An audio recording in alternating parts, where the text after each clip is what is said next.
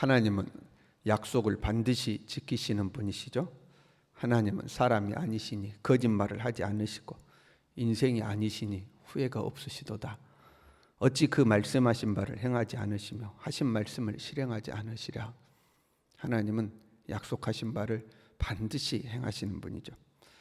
그리고 성경에는 많은 하나님의 약속들이 담겨져 있습니다. 크게 보면 하나님의 말씀을 지켜 행하면 복을 받는다. 축복의 약속이죠. 말씀을 지키지 않으면 저주를 받는다. 심판의 약속이 되어 있습니다. 그리고 구체적으로 각 경건의 행위들에 대한 약속이 있죠. 기도하면 응답받는다. 그렇죠? 하나님 앞에 11조를 하면 쌓을 곳이 없도록 채워주신다. 주를 위하여 헌신하면, 주를 위하여 고난받으면 하늘에서도 상급이 있지만 이 땅에서도 100배로 받는다. 하나님의 각각의 약속들이 있죠. 우리는 하나님의 말씀을 믿고 따르죠. 하나님의 약속이 이루어질 걸 믿고 경건의 삶을 살아갑니다. 그런데 간혹 의문이 생길 때가 있죠. 왜 내가 하나님의 약속대로 경건의 삶을 사는데 내 삶에는 하나님의 약속이 이루어지지 않는가? 하나님의 말씀에 순종했는데 하나님의 말씀대로 기도하고 하나님이 하라는 대로 예배 드리고 다 그렇게 살았는데 왜 내 삶에 하나님의 약속이 이루어지지 않는가? 의문이 들 때가 있죠. 우리의 의문을 한마디로 답을 할 수는 없는 거예요. 하나님의 지혜와 섭리를 우리가 다 알지 못하기 때문에 그렇죠. 그리고 각각의 사람이 처해 있는 형편이 다 다르죠. 어떤 하나의 답을 모든 사람에게 동일하게 적용할 수가 없습니다. 똑같은 어려움이라 할지라도 뭐 죄 때문에 고난을 당하든지 아니면 하나님의 어떤 우리를 훈련하시는 연단 때문에 고난을 당하든지 사람마다 다 다르기 때문에 하나의 답을 이거다 하고 이제 낼 수는 없는 부분이죠. 그런데 이제 오늘 본문의 말씀은 우리에게 하나의 힌트를 주죠. 왜 경건의 삶을 사는데도 응답이 없는가? 여러 가지 답이 있어요. 근데 그 중에 하나의 이제 답을 주고 있습니다. 이렇게 고백해요. 왜 우리가 금식하는데 하나님의 응답이 없는가 하는 거죠. 그 예적인 경건의 행위는 있었으나 본질적인 것은 행하지 않았죠. 껍데기가 있는데 알맹이는 없는 거예요. 그러니까 하나님이 받지 않는 그런 경건이 하나님이 받지 않는 경건의 삶을 사는 거예요. 금식하면서 오락을 했어요. 온갖 일을 시켰어요. 논쟁하며 다퉜어요. 악한 주먹으로 때렸어요. 이러면서 나는 금식했으니까 나 음식 안 먹고 금식했으니까 하나님이 나에게 응답하실 것이다. 하나님이 나를 도와주실 것이다. 이런 기대를 가지고 있는 거죠. 경건의 행위는 했으나 경건의 삶을 살지는 않았어요. 삶의 현장에서. 그래 놓고 나는 경건의 행위인 금식을 했기 때문에 하나님이 나에게 응답하실 것이다. 이 기대를 가지고 있었던 거죠. 3절에요. 우리가 금식하되 어찌하여 주께서 보지 아니하시오며 우리가 마음을 괴롭게 하되 어찌하여 주께서 알아주지 아니하시나이까. 나 하나님 말씀대로 금식했는데 왜 응답이 안 되지? 하나님 말씀대로 했는데 아무 소용이 없네. 이렇게 생각하는 거죠. 그런데 온전하지 않으니까 응답이 안 되는 겁니다. 온전한 경건이 아니기 때문에 응답이 없는 거죠. 우리가 경건의 어떤 삶을 나름대로 기도하고 예배드리고 하나님 앞에 나름대로 어떤 경건의 행위들을 함에도 불구하고 내 삶이 말씀대로 되지 않는다, 하나님의 약속대로 이루어지지 않는다 하면 점검해 볼 필요 있어요. 나의 경건이 온전한가 온전하지 않는가 하는 거죠. 물론 하나의 정답이 있는 건 아니라고 그랬어요. 사람마다 다 다를 수가 있어요. 근데 기본적으로 우리가 내가 하나님 앞에 하고 있는 이 기도 생활, 하나님 앞에 예배 드리는 생활, 헌신하는 내 생활, 하나님 앞에 물질을 드리는 헌금 생활, 나 하고 있는데 왜 하나님의 약속이 내 삶에 이루어지지 않지? 그러면 온전히 하고 있느냐? 이걸 이제 점검할 필요가 있는 거죠. 가령 이런 거예요. 기도 생활은 열심히 해요. 기도는 열심히 해요. 교회 나와서 기도는 열심히 해요. 그런데 가정에 돌아가면 엉망해요.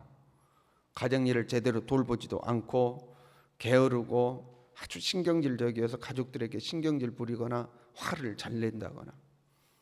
기도라는 어떤 경건의 행위는 있는데 삶의 현장에 가서의 삶의 현장에서 경건 생활, 어떤 기도라는 경건의 행위로서의 경건 생활만을 말하는 것이 아니라 삶의 현장에서 기도하는 자로서의 경건한 생활, 이게 일치가 안 되는 거죠.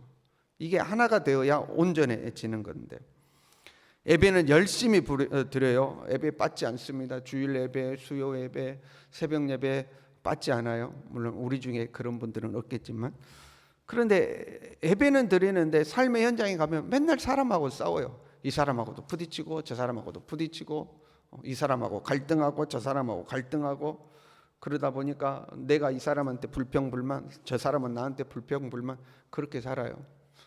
그러면 우리의 예배가 하나님이 기뻐 받지 않는 예배가 되는 거죠. 그렇잖아요. 하나님 앞에 예물을 드리려다가 형제와 불화한 일이 생각나면 그 예물을 제단에 놓고 가서 형제하고 화해하고 와서 하나님께 예배를 드리라고, 예물을 드리라고 그랬잖아요. 땅에서 매면 하늘에서도 매일 것이다, 이렇게 되어 있죠. 내 자신의 경건을 점검해야 되는 거죠.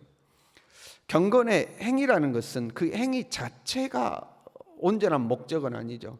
그러니까 기도다 그러면 기도하는, 내가 뭐 30분 1시간 기도하는 이 행위 자체에 목표가 있는 것은 아닙니다. 그 기도하고 응답 받는 거, 이게 목표라면 하나님 우리가 구하기 전에 우리에게 있어야 될 걸 미리 아시잖아요. 사실 기도 안 해도 하나님 알아서 다 주면 돼요. 다 주면 돼요. 근데 기도라는 행위 그 자체가 목표가 아니죠. 그 기도를 통해서 하나님은 우리를 훈련시키고 우리를 성장시키는 하나님의 나름대로의 계획이 있으시죠. 그러니까 야, 너에게 있어야 될 거 내가 다 알아. 그런데 기도 생활은 해야 돼. 계속 기도해야 하는 거죠. 기도를 통해서 내 소원하는 바를 하나님께 얻어내는 것, 이것만이 아니라 그 기도를 통해서 하나님은 나에게 다른 목적을 가지고 계시는 거죠. 다른 목표를 가지고 하나님은 나를 이제 훈련시키는 거죠. 경건의 행위를 통해서 하나님이 나에게 원하시는 모습으로 우리가 성장해 갈 필요가 있는 거예요. 사실요, 우리가 제대로 경건 행위를 하면 하나님이 나에게 뭘 원하시는구나 하는 걸 우리가 알아가게 되어 있습니다.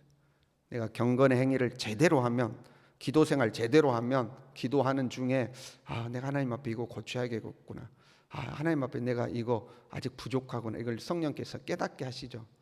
그래서 경건의 행위를 통해서 우리의 경건의 생활 현장이 사실 변해가야 정상입니다. 내가 하나님 앞에 온전치 않은 것들을 가르쳐 주시게 돼 있어요. 기도하는 사람은 삶의 현장에서도 변해야 합니다. 하나님 앞에 성실하게 예배드리는 사람은 삶의 현장에서의 모습도 변해야 됩니다. 그게 사실 우리가 제대로 경건 생활을 하고 있는 거죠. 그렇게 우리가 나의 경건의 행위와 경건의 생활 현장이 균형을 이루어 가면 8절에 이렇게 되어 있어요. 그리하면 내 빛이 새벽같이 비칠 것이며 내 치유가 급속할 것이며 내 공의가 내 앞에 행하고 여호와의 영광이 내 뒤에 호위하리니, 하나님의 영광이 찾아올 수밖에 없다는 거예요. 네가 부르짖을 때에는 나 여호와가 응답하겠고 네가 부르짖을 때 내가 여기 있다 하리라. 하나님이 응답 안 하실 이유가 없다는 거예요. 금식하면서 네 삶의 현장은 엉망이니까 너의 금식이 연락이 안 되는 거죠. 기도하면서 삶의 현장은 엉망이니까 우리의 기도가 연락이 안 되는 거죠. 그런데 기도하는 나의 경건과 삶의 현장에서의 경건이 일치가 되면 하나님이 내가 여기 있다고 찾아오신다는 거예요. 응답 안 하실 리가 없다는 거죠.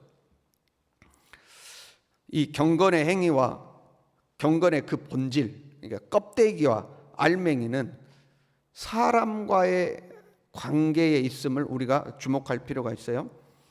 하나님이 기뻐하는 금식은 억압하는 자를 풀어주는 거죠. 가난한 자에게 도움을 주는 거죠. 금식이라는 행위만 하고 있지 말고 그 금식하면서 삶의 현장에서 억압당하는 사람 도와주고 가난한 사람 도와주고, 사람과의 관계죠. 10절에도 보면 이렇게 돼 있어요. 줄인 자에게 내 심정이 동하며 괴로워하는 자의 심정을 만족하게 하면 내 빛이 흑암 중에서 떠올라 내 어둠이 낮과 같이 될 것이며, 뭐 이렇게 돼 있죠. 그러니까 줄인 자에게 내 심정이 동하고 괴로워하는 자의 심정을 만족하게 한다. 이거 사람과의 관계죠. 금식만 하고 있지 말고, 기도만 하고 있지 말고, 너 곁에 있는 내 이웃을 사랑해야 한다 하는 거죠. 삶의 현장에서 사람과의 관계가 되어야 된다 하는 거죠. 정리해 보면요, 경건이란 하나님과의 관계 그리고 사람과의 관계가 균형을 이루어야 함을 알 수가 있습니다. 하나님과 관계인 경건의 행위만 막 열심히 하고 사람과의 관계가 제대로 안 돼요. 그럼 온전하지 않다는 거예요. 반대의 경우도 그러겠죠. 뭐 기도할 필요 있냐? 뭐 예배 드릴 필요 있냐? 다 필요 없어. 내가 이웃만 사랑하고 살면 돼. 그것도 안 되겠죠. 하나님과의 관계, 사람과의 관계가 균형 잡히게 잘 되어야 한다는 거죠. 물론 경중을 따지라면 하나님께 하는 것이 우선입니다. 그렇잖아요. 하나님은 우리가 사랑하되 목숨을 다하여 사랑하라고 그랬죠. 내 목숨보다도 하나님을 사랑해야 되고, 이웃은요 네 자신과 같이 사랑하라고 되어 있죠. 내 자신과 같이 이웃을 사랑하고, 하나님은 나보다도 더 하나님을 사랑해야 되고 이렇게 되어 있죠. 그러나 우리의 경건의 삶은 하나님을 사랑하는 것과 사람을 사랑하는 것이 균형을 이루어야 된다 하는 거죠. 그래야 그게 온전한 경건이 되는 거예요. 우리가 실수하기 쉬운 것이 있어요. 하나님께 잘했으니까 사람에게는 좀 소홀히 해도 된다, 이렇게 생각하는 경우가 있죠. 내가 하나님 앞에 열심히 했으니까 뭐 사람은 좀 대수롭지 않게 여기는 경우가 있어요. 우리가 실수하는 거예요. 하나님께 열심히 했으면 사람에게도 우리가 잘해야 돼요. 그래서 하나님을 사랑하고 이웃을 사랑하고, 이게 균형을 잡아야 우리의 경건이 온전한 경건이 되는 거예요. 그렇게 우리가 온전한 경건으로 하나님 앞에 설 때에 내 빛이 흑암 중에서 떠올라 내 어둠이 낮과 같이 될 것이고, 너는 물된 동산 같겠고 물이 끊어지지 아니하는 샘 같을 것이라. 하나님의 약속하신 바가 우리의 삶에 이루어진다는 거죠. 이 새벽에 우리 자신을 좀 점검하고요, 하나님 앞에 우리의 경건의 행위와 경건의 삶의 현장이 온전히 일치하는가, 우리 자신을 점검했으면 좋겠어요. 그리고 하나님 앞에 더 성숙한 사람으로, 우리가 더 온전한 경건의 삶으로 하나님 앞에 세워질 수 있기를 바랍니다. 기도하겠습니다.